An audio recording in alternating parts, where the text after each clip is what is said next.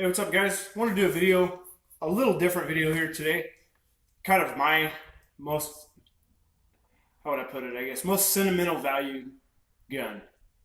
And if you took a guess at it, it's you probably guess tackle AR or tackle AK or bolt gun I shot my first deer with or something like that. But actually, what it is, and it's a Red Ryder BB gun that was beat to crap. And the story behind this gun was, or this little air rifle, was I got this probably when I was about maybe 3 years old. I can remember that I couldn't cock it, so what I had to do is I had to stick the muzzle in the dirt and pull down on this. Is how I used to cock it. I can remember this as a kid, and this thing probably has the highest round count out of any gun I own. And the story behind it was I lived next door to my uncle, my mom's brother, growing up, and he was a real good dude. He actually worked for a helicopter blade company in Stockton, California, and he spent some time over in Vietnam, helping the Vietnamese military learn how to prep rotor blades for helicopters. That's what he did. And he actually participated in Operation Baby Lift back in I think 75 or so. This was before I was born. And he actually adopted a Vietnamese kid or whatever while he was over there, brought him back to the United States and did all the paperwork and stuff like that and adopted him. He had him for about 3 years, I think. And the mom moved over from Vietnam to the United States and figured out that if you had a kid, you'd get government assistance.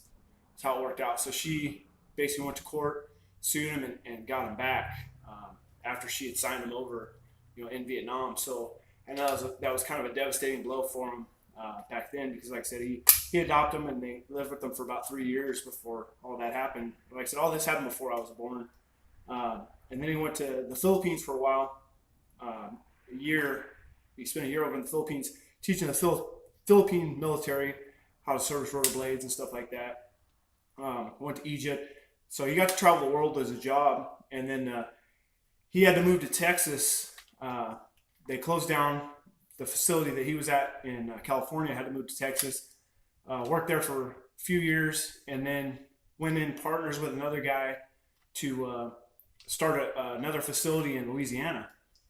Well, I was a teenager back then. He had moved away. Oh, I don't know. I was probably 13, 14 years old or something when he moved away. And as a teenager, you don't keep in touch with family like you should. It doesn't seem as important at the time, when you're a teenager. And then he passed away in 2001, and we went to his funeral in Louisiana, and his wife gave me a box of stuff he had. And in that box was this old daisy that was mine as a kid that he'd kept all those years. And, it meant a lot to me that he'd hang on to something like that. And, it's kind of a bummer we didn't stay in touch as much as we should have back then. Because, like I said, he was an awesome dude. And to have this back, means a lot to me. And here moving, it was in the back of my safe and pulled it out and seen it and got some fresh memories, of shooting this thing and spending time over at his house and stuff. Because, like I said, he lived next door and he didn't have a house behind him. He had a real long lot. So I'd be back there hours on end shooting this thing. Like I said, I probably put 100,000 rounds to this thing when I was a kid. And like I said, it means the world to me. It's kind of a neat momentum from my childhood and memories of him. And like I said, it's guns are kind of weird, when you're a gun guy and guns are passed down in your family. I'm sure a lot of you guys have a lot of sentimental firearms that might be worth $50 street value, but you wouldn't take 50,000. Kind of one of those deals. So I just kind of want to bring it to you guys. It's just an old beat up daisy, old Red Ryder. Probably made in the early '80s, and it's just beat to snot. It's beat up so bad.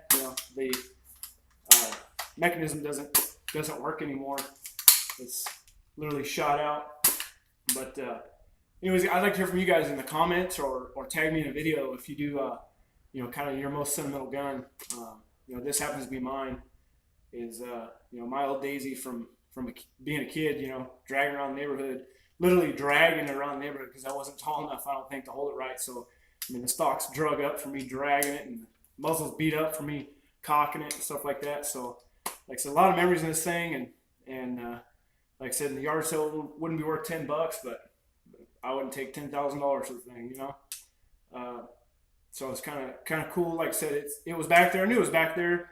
It's just one of those things that if you don't see it for a while, when you do see it, it kind of brings all those memories back. So just wanted to post that for you guys. My most prized firearm I own. Out of everything else can pretty much be bought in a store. And all you gotta do is whip out a credit card. But something like this can't be bought. And it's just kind of a neat memory. So, anyways, guys, I'd like to hear from you. Post the comments. Let me know what your like I said, most sentimental gun is and why, or tag me in a video. I'd like to watch it. All right, just want to bring that to you guys. Thanks for watching. I'll see you next video.